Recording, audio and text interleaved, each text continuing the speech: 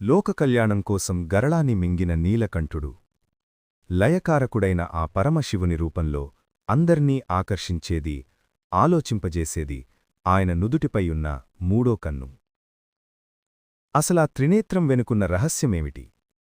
అది కేవలం అగ్నిజ్వాలనా, లేక అనంతమైన జ్ఞానమా?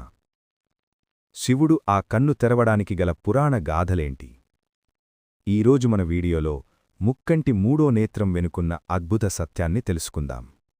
తక్కిన దేవతామూర్తుల నుంచి పరమశివుణ్ణి వేరుచేసి చూపేది ఆయన మూడో కన్ను. అందుకే ఆయన్ని ముక్కంటి, త్రినేత్రుడు, ఫాలాలోచనుడు అని పిలుచుకుంటాం. అసలు శివుడికి ఆ మూడో కన్ను ఎలా వచ్చింది? ఒకసారి శివుడు ధ్యానంలో ఉండగా పార్వతీదేవి సరదాగా ఆయన కళ్ళు మూసింది. సూర్యచంద్రులైన ఆ కళ్ళు మూయడంతో లోకమంతటా చీకటి ఆవరించింది. అప్పుడు శివుడు తన శక్తుల్ని కేంద్రీకరించి మూడో నేత్రం తెరిచి లోకాన్ని వెలుగుతో నింపాడు.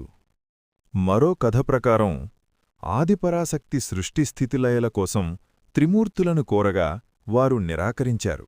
ఆగ్రహించిన ఆమె తన మూడో కంటితో భస్మం చేస్తాననగా శివుడు ఆ నేత్రాన్ని తనకు ప్రసాదించమని ప్రార్థించి పొందాడు.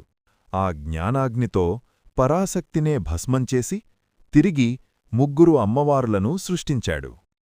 మూడో నేత్రమంటే కేవలం అగ్ని కాదు, అది జ్ఞాననేత్రం.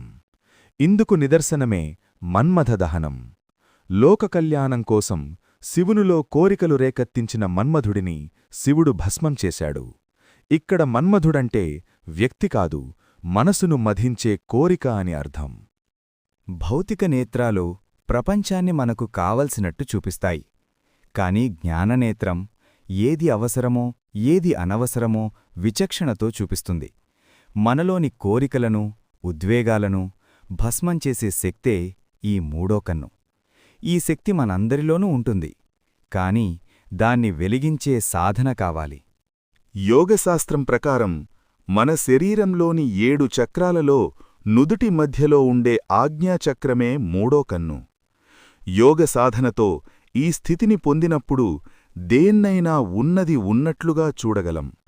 ఆ నిరంతర చైతన్య స్థితికి నిలువెత్తు రూపమే ఆదియోగి పరమశివుడు.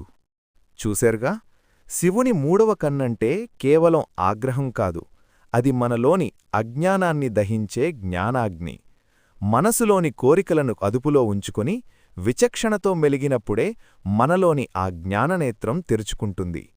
ఈ ఆధ్యాత్మిక ప్రయాణం మీకు నచ్చినట్లయితే ఈ వీడియోను లైక్ చేయండి, మీ మిత్రులతో పంచుకోండి. మరిన్ని ఇలాంటి ఆసక్తికరమైన విషయాల కోసం మా ఛానల్ని సబ్స్క్రైబ్ చేసుకోండి. ఓం నమః శివాయ.